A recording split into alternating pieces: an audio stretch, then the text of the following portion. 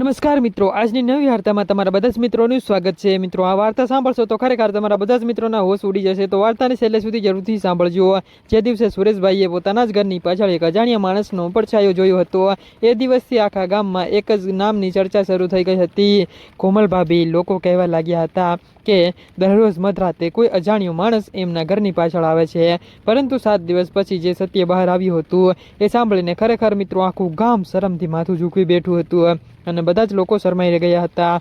આખરે કોમલ ભાભી દરરોજ કોને મળવા જતી હતી, આ રહસ્યનો જવાબ તમને વાર્તાના છેલ્લા ક્ષણે મળશે અને ખૂબ જ ચોંકાવી દેશે। ગિરનારપુર નામના નાનકડા ગામમાં કોમલ ભાભી રહેતી હતી અને તેમના પતિ મહેશ શહેરમાં ફેક્ટરીમાં કામ કરતા હોવાથી મહિનામાં માત્ર 1-2 વખત જ ગામે આવતા હતા। કોમલ ભાભી આખો દિવસ પોતાના કામમાં વ્યસ્ત રહેતી હતી, પરંતુ રાત્રે 10 વાગ્યા પછી કોઈને દેખાતી ન હતી। એક રાત્રે પડોશી સુરેશભાઈએ પોતાના આંગણેથી એક કાળો એવો પડછાયો કોમલ ભાભીના ઘરની પાછળ જતા જોયો હતો। તેમણે વિચાર્યું હતું કે કદાચ ચોર હશે, પરંતુ મિત્રો બીજા દિવસે પણ એ જ દ્રશ્ય એમને દેખાયું હતું અને પછી તો ગામમાં અફવા શરૂ થઈ ગઈ હતી, દરરોજ રાત્રે કોઈ આવે છે, કોમલ ભાભી કંઈક છુપાવે છે, આ વાતમાં મોટું રહસ્ય છે। ધીમે ધીમે લોકો ઘરની આસપાસ નજર રાખવા લાગ્યા હતા, કારણ કે બધા જ લોકોને જાણવું હતું આ કોણ છે અને આ બધું શું થઈ રહ્યું છે। ત્રીજા દિવસે 2 યુવકો ઝાડ પાછળ છુપાઈને બેઠા હતા। બરાબર 11 વાગ્યે કોમલ ભાભી હાથમાં નાનું એવું થેલું લઈને ઘરની પાછળથી નીકળી હતી અને થોડા સમય પછી એક ઊંચો એવો માણસ આવ્યો હતો। બંને થોડુંક બોલ્યા અને પછી અંધારામાં ગાયબ થઈ ગયા હતા। યુવકો ગામમાં દોડી ગયા હતા, અમે પોતાની આંખે જોયું હતું આ બધું જ। હવે આખું ગામ ચર્ચામાં ગરકાઈ ગયું હતું અને સરપંચ સુધી વાત પહોંચી હતી। સરપંચે કહ્યું, કોઈ પુરાવા વગર કોઈના માન પર શંકા ન કરો, પહેલા સત્ય જાણી લઈએ। ત્યાર પછી બીજી રાત્રે સરપંચ, સુરેશભાઈ અને ગામના કેટલાક લોકો દૂરથી નજર રાખવા બેઠા હતા અને બધાને જાણવું હતું આ શું થઈ રહ્યું છે। 11 વાગ્યા કોમલ ભાભી ફરી બહાર આવી હતી, એ જ અજાણ્યો માણસ પણ આવ્યો હતો।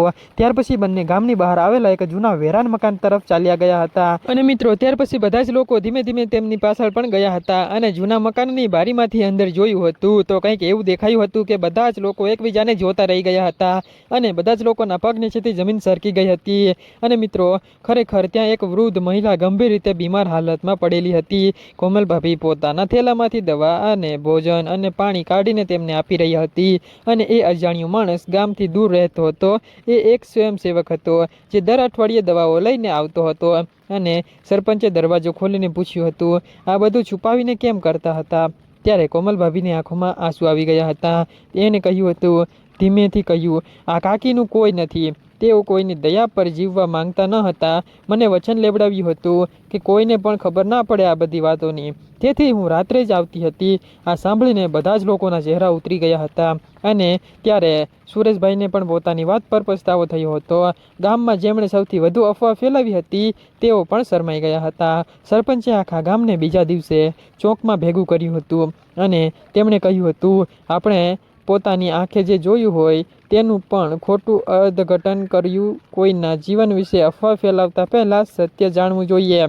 ત્યારબાદ આખા ગામે મળીને વૃદ્ધ મહિલાની જવાબદારી લીધી હતી અને મહેશ જ્યારે શહેરમાંથી પાછા આવ્યા હતા ત્યારે તેમને પણ આખી ઘટના વિશે ખબર પડી હતી અને તેમણે કોમલ ભાભીને કહ્યું હતું, મને ગર્વ છે કે તમે કોઈને બતાવ્યા વગર એક માનવતા ભરેલું કામ કરતા રહ્યા હતા અને કોમલ ભાભી માત્ર સ્મિત કરી અને ગામના લોકો જેઓ તે એક સમયે તેમના વિશે ખોટી વાતો કરતા હતા આજે તેમને માનથી કોમલ બહેન કહીને જ બોલાવવા લાગ્યા હતા અને મિત્રો વૃદ્ધ મહિલાનું રહસ્ય બહાર આવ્યા પછી હવે આખા ગામમાં કોમલ ભાભીની ખૂબ જ પ્રશંસા થવા લાગી હતી, એટલે કે એમના વખાણ થવા લાગ્યા હતા। જે લોકો ગઈકાલ સુધી તેમના વિશે અફવાઓ ફેલાવી રહ્યા હતા એ જ લોકો આજે તેમની સામે માફી માંગતા હતા, પણ મિત્રો વાત અહીં પૂરી થવાની ન હતી, વાત તો હજી ધીમે ધીમે બીજી વાતો ચાલુ થાય છે।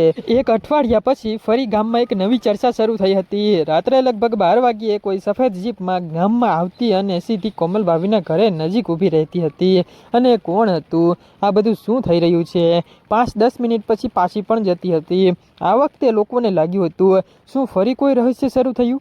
ત્યારે સુરેશભાઈએ મનમાં કહ્યું હતું, પહેલાં હું ભૂલ કરી હતી, આ વખતે હું પુરાવા વગર કંઈ પણ નહીં કહું। તેમણે 2 વિશ્વાસુ મિત્રો સાથે દૂરથી નજર રાખવાનું નક્કી કર્યું હતું અને બીજી રાત્રે તેઓ ખેતરની આડમાં છુપાઈ ગયા હતા। બરાબર 12 વાગ્યે એક સફેદ જીપ આવી હતી। બે અજાણ્યા લોકો નીચે ઉતર્યા। તેમના હાથમાં બે મોટા બોક્સ હતા અને કોમલભાભી ઘરની બહાર આવી હતી અને ધીમા અવાજે કંઈક વાત કરી હતી। પછી બધા જ લોકો ગામની બહાર આવેલા એક જૂના શાળાના મકાન તરફ ચાલ્યા ગયા હતા। ત્યારે સુરેશભાઈ પણ પાછળ ગયા હતા અને જૂની શાળાના દરવાજા પાસે પહોંચતા જ અંદરથી બાળકોના હસવાના અવાજ આવવા લાગ્યા હતા અને આટલી રાત્રે બાળકો?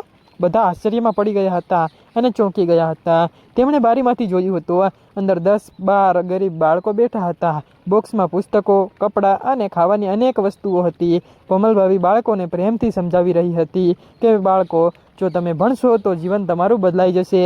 સુરેશભાઈને પોતાની આંખો પર વિશ્વાસ ન આવ્યો અને મિત્રો ત્યારે એ જ સમયે બહારથી કોઈ દોડતું આવ્યું હતું અને કોમલબેન, નદી પાસે એક નાનો છોકરો રડી રહ્યો છે એમ કહ્યું હતું। કોમલભાભી તરત જ દોડી હતી। બધા જ લોકો પણ તેમની પાછળ ગયા હતા।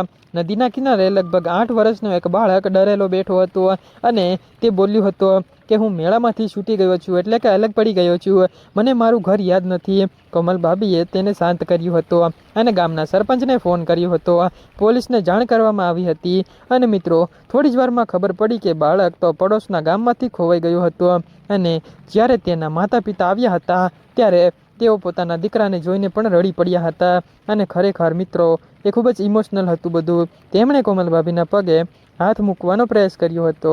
કોમલભાભીએ તરત જ તેમને ઊભા કર્યા। આ તો માણસ તરીકેની ફરજ હતી, આ મદદ ના કહેવાય અને આ કોઈ ઉપકાર ના કહેવાય, આ તો મારી ફરજ હતી। બીજા દિવસે આખા ગામમાં ફરી એકવાર કોમલભાભીની ચર્ચા શરૂ થઈ હતી, પણ આ વખતે વખાણ માટે હતી। સરપંચે ગામની બેઠક બોલાવી। તેમણે કહ્યું, આપણે ઘણી વખત અડધી વાત જોઈને આખી કહાની બનાવી દઈએ છીએ। કોમલબેને આપણને બીજી વાર પણ શીખવ્યું છે કે જ્યાં સુધી સત્ય સુધી પહોંચ્યા વગર ક્યારેય પણ કોઈએ નિર્ણય ના લેવો। એટલામાં ગામના પોસ્ટમેન એક કવર લઈને આવ્યા હતા અને કવર પર માત્ર એટલું જ લખેલું હતું, કોમલબેન માટે ખૂબ જ જરૂરી। ત્યારે કોમલભાભીએ કવર ખોલ્યું હતું અને અંદર એક જૂનો ફોટો હતો। ફોટામાં કોમલભાભી બાળપણમાં એક નાની એવી બાળકી સાથે ઊભી હતી અને એમની પાછળ લખ્યું હતું, હું જીવતી છું અને જલ્દી જ હું તને મળવા આવી રહી છું। ત્યારે કોમલભાભીના ચહેરાનો એકદમ રંગ બદલાઈ ગયો હતો અને તેમના હાથ ધ્રુજવા લાગ્યા હતા। સુરેશભાઈએ પૂછ્યું હતું, કોમલબેન કોણ છે આ? ત્યારે કોમલભાભીએ ધીમેથી અવાજ આપ્યો હતો, એટલે કે જવાબ દીધો હતો, જેને બધા જ વર્ષો પહેલાં મૃત્યુ પામેલી માને છે એ આ મારી નાની બહેન છે। આ સાંભળીને આખું ગામ સ્તબ્ધ થઈ ગયું હતું। એકાબીજા તરફ જોતા બધા જ લોકોના મનમાં હવે માત્ર એક જ પ્રશ્ન હતો કે જો કોમલભાભીની બહેન જીવતી છે તો છેલ્લા 15 વર્ષથી તે ક્યાં હતી અને અત્યાર સુધી આ ગામમાં કેમ ન આવી અને હવે અચાનક પાછી કેમ આવી રહી છે? આ પ્રશ્નોના જવાબ કોઈ પાસે ન હતા મિત્રો, કોઈ પાસે। આ વાર્તા ફક્ત ને ફક્ત કાલ્પનિક છે અને ફક્ત મનોરંજન માટે બનાવવામાં આવે છે। કોઈ પણ ધર્મ કે કોઈ પણ વ્યક્તિ સાથે સંબંધ હોતા નથી। તો મિત્રો આ વાર્તાને ફક્ત કાલ્પનિક રીતે જ વાર્તા સાંભળજો, કોઈ પણ લોકોએ દિલ ઉપર ના લેવી। વાર્તા સાંભળો, મોજ કરો અને અમને સપોર્ટ કરતા રહેજો। આવતીકાલે ફરી મળશું એક નવી અને ખાસ વાર્તા સાથે। ત્યાં સુધી આવજો મિત્રો, સબસ્ક્રાઇબ કરતા જજો મિત્રો।